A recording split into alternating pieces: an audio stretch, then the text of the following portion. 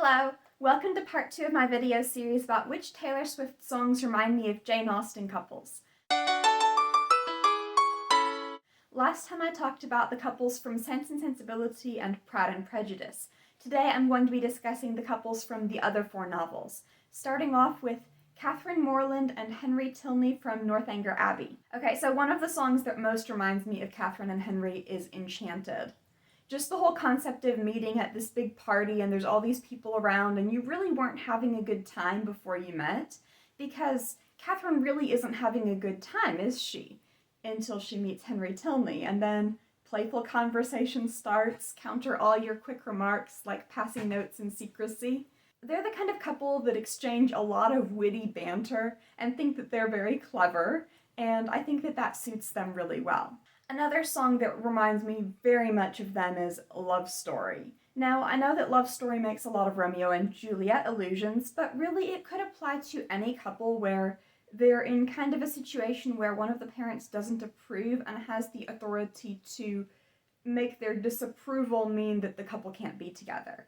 So in this case, it's his father and not hers that's saying, "Stay away from my child," but the effect is basically the same. They fall in love, and then his father finds out that she is not actually very rich and kicks her to the curb, and then he goes after her and lets her know that he is still in love with her anyway. And then finally, another song that reminds me of them is Out of the Woods. Now, the main lines in this song that remind me of them are, "The monsters turned out to be just trees. When the sun came up, you were looking at me." Catherine has a very overactive imagination.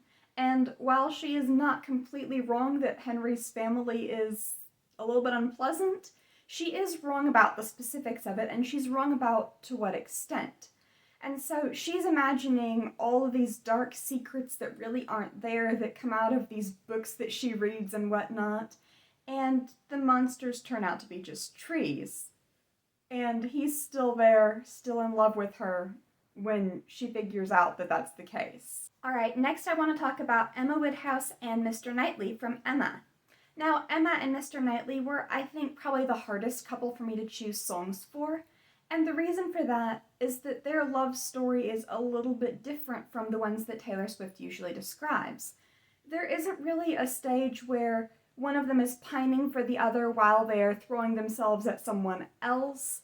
There isn't really any kind of sweep you off your feet whirlwind romance coming to a crashing halt, and it certainly doesn't end in a devastating breakup. And those are, I think, some of the typical genres of Taylor Swift songs. But I was able to find a couple of songs that remind me of them, and one of those was Willow. That part about, "I'm counting on you to take my hand, wreck my plans, that's my man." He kind of does wreck her plans a lot, doesn't he? It's like she comes up with these well-intentioned but just absolutely idiotic ideas, and he's the one who's there going, you realize that's not actually a smart thing to do, that's not actually going to be helpful for anybody. And so I kind of think that that dynamic fits well with that. However, the other aspect of their relationship that I find really enjoyable is that it's kind of a slow-growing romance that comes out of a deep friendship and respect. And one song that I think kind of exemplifies that is You Are in Love. It's kind of about realizing very slowly that you're in love with someone over the course of just your day-to-day life. It's not a whirlwind romance, it's not love at first sight, it's just you look over at them on a completely ordinary day and you realize you're in love with them. And I think that's kind of how Emma and Mr. Knightley's relationship evolves. Now, granted, there are some moments, like the dance, for instance, where they dance together and they start to realize that they have feelings for each other. But there isn't, like I said, they have had an established friendship and brother-in-law, sister-in-law relationship for a long time before they ever start to think of each other in a romantic way. Another song I wanted to mention, not so much for the two of them as a couple, but for Emma as a character, is Shake It Off.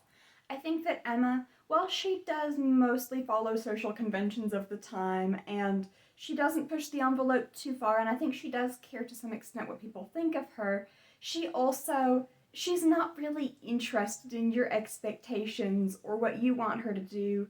She has a mind of her own, And I don't think she's really bothered when people criticize her too much unless it's someone whose opinion she really respects. Next up is Fanny Price and Edmund Bertram from Mansfield Park. I know, right? But we've got to include them, okay? So I'm going to start off with You Belong With Me. It's, I think, a song that very much encapsulates, in a modern context, of course, what Fanny is feeling for Edmund. Because she's looking at him and he is head over heels for this girl who just isn't even good enough for him. And she's saying, really, what are you doing with a girl like that? And, I mean, she's right, because regardless of what you think about Fanny and Edmund as a couple, Mary is just, I mean, for one thing, she wishes that his older brother was dead so that he would be the heir, so that tells you something about her character.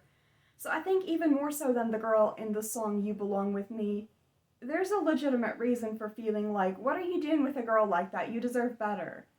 As for, why he looks at you and only sees a friend, well, maybe because you're his first cousin, I don't know. But putting that aside, I think it's a song that really fits their dynamic, and they're part of the, I don't know if it's not even a love triangle, it's more complex than that, but you know what I mean. The next song that I chose is Mirror Ball. Now, I was a little bit hesitant about choosing this one because I'm very much seeing it as, from Fanny's perspective yet again, and I think that she doesn't really want to be the center of attention. And so the idea of, I'm still on that tightrope, I'm still doing everything that I can to try to get you to look at me, it's directed very much toward Edmund in her case, and not towards just the Bertrams as a whole or society as a whole. She doesn't want to be in the play that they're putting on.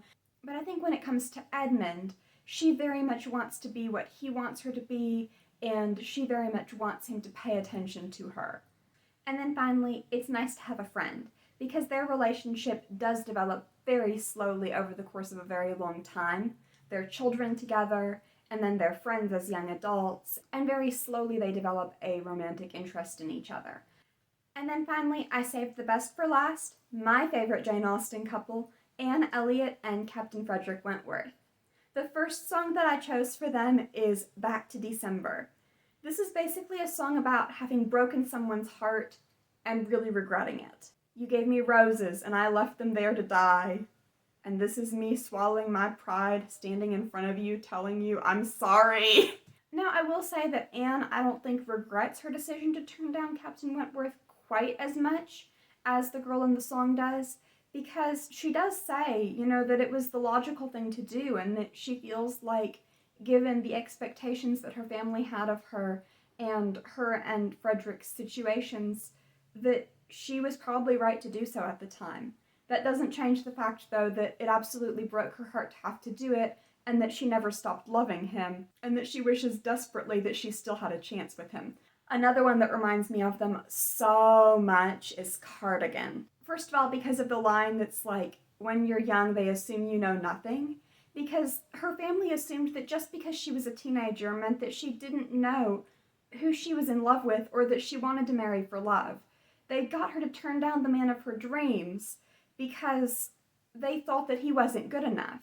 And it's like, when you're young, they assume you know nothing, not even what will make you happy in life. I think that that's very much what went on there.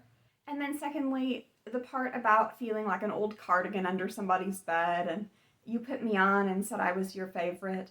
I think that actually reflects what's going on in the present day very much, because Anne, over the course of the time that has passed, the several years that have passed since she last saw Captain Wentworth, she's been made to feel kind of useless, hasn't she? She's definitely not her father's favorite daughter, and she really doesn't have anybody she can rely very much on except for Lady Russell, but Lady Russell is the one that got her to turn the guy down. I think she feels kind of unwanted at the beginning of Persuasion, and she kind of comes to life again because of her interactions with Frederick and realizing that he still has feelings for her and being able to see a future for herself again. The next song that I picked is Gold Rush. And the coastal town we wandered round had never seen a love as pure as this, but then it fades into the grey of my day-old tea. Yeah, that feels very much like what they went through. They had something very special, but now it's gone and life is grey and cold and bleak, and Yeah, it's very much a bittersweet concept. And then also the part about everybody wants you, but I don't like a gold rush. The part where he's the most eligible bachelor around, and it seems like he might marry one of the Musgrove sisters, and Anne is just sitting there going, no, I'm not going to throw myself at him. I'm not going to, beg for him to come back to me. I don't know if she sees herself as above that or if she just thinks that it would be useless, but she's intentionally holding back from making any move towards pursuing or showing interest in a guy that everybody wants because of their shared history together. And then finally, I had to pick a fourth song for them. I just couldn't help it. There are so many that fit them so well, and this is just scratching the surface, really. But the fourth song that I picked was This Love. This love is good, this love is bad, this love is alive, back from the dead. These hands had to let it go free, but this love came back to me. I feel like this is very much a song about restored hope for a love that you had long since given up on. Something that is not, theirs is a very bittersweet romance by Jane Austen standards compared to some of the others like Elizabeth and Darcy, for instance, or Jane and Bingley, or Catherine and Henry, or so on and so forth. Their romance is so bittersweet, and for so long seems like it's just a lost cause, but in the end it does come back to her. And so I think that the song fits really well and kind of goes to the core of what their relationship is all about. Alright, I hope you enjoyed that. If you liked it and you'd like to stay tuned for more, feel free to subscribe. I post videos Mondays and Thursdays, and I talk about reading, writing, classic literature, and so much more.